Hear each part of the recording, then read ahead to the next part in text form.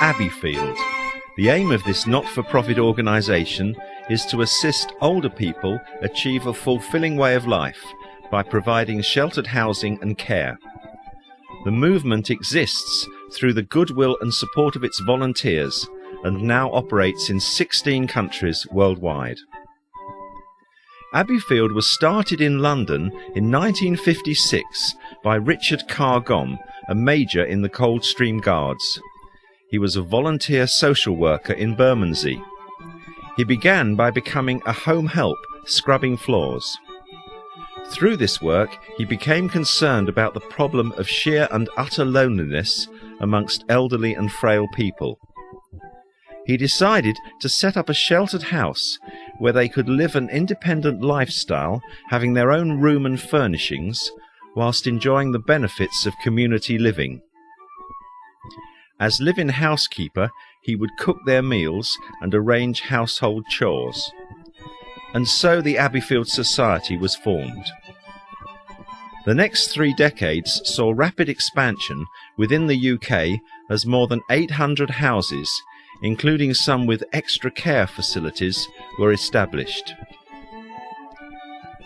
Abbeyfield's mission is a response to the problems of loneliness in older people.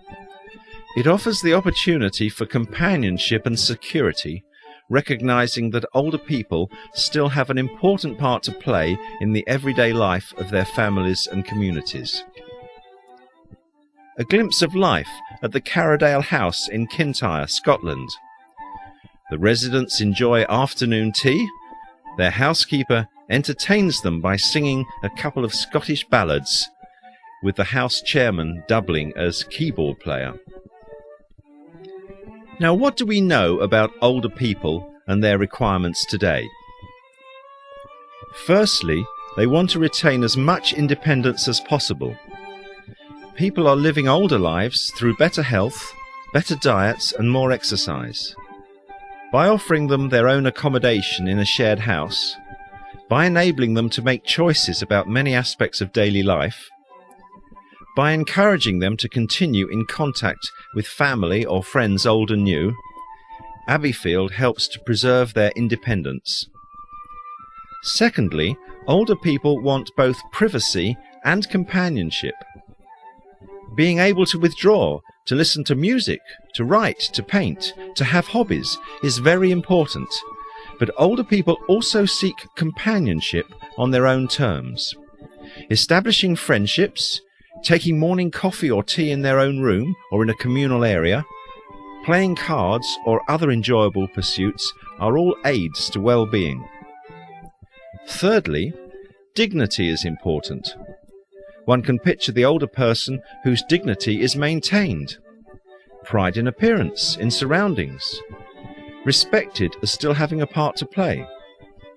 One can also imagine those whose dignity has been diminished.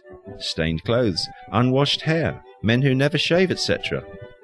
Eating with others increases pride in how one appears at meals, participating in social events, being part of a real community.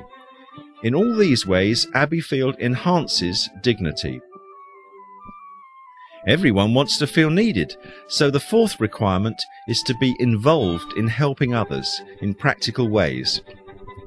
By way of examples, Abbeyfield has seen an 85-year-old having foreign language conversations with a school pupil, residents collecting and used foreign postage stamps for a local charity, a resident in Italy who gives painting classes.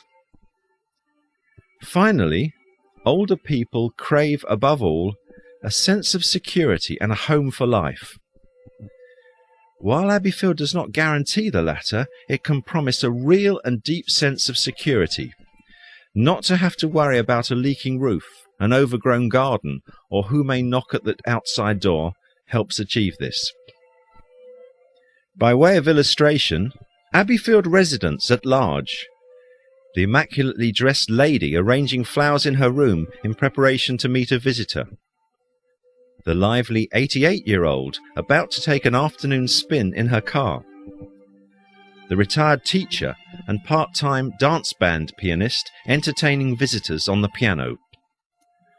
All three demonstrate how Abbeyfield puts older people at the centre in meeting the needs that they value the most. Now, taking a look at the key principles on which Abbeyfield operates, we see that in offering a response to each of the 5 most important things that older people value, putting them at the centre is the first. The second principle is for the house to be part of the local community. It is typically an ordinary house in a normal street and plays its part within its local neighbourhood, perhaps by running events such as weekly coffee mornings.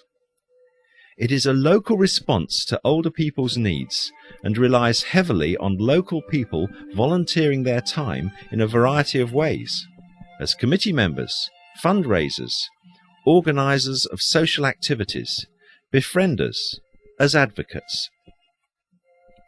The third principle is based on the emotional reality of the concept of home. More than anything, older people dread the thought of being sent to an institution at the end of their lives. To quote a resident, "When I open the front door, I have it all: good friends to share a meal with, a room to call my own, and the wonderful feeling that this is my home."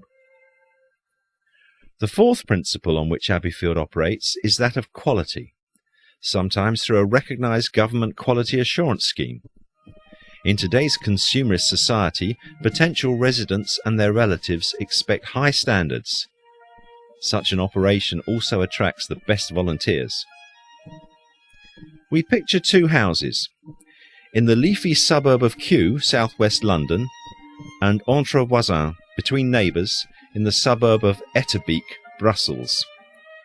Both are ordinary houses in the heart of normal local communities. And pictured in dark glasses, an Etterbeek resident visits a friend in the UK with her local Abbeyfield volunteer trustee. Abbeyfield has attracted the royal patronage of His Royal Highness the Prince of Wales for over 25 years. He's made regular visits to Abbeyfield houses in the UK, Ireland, Canada and Australia.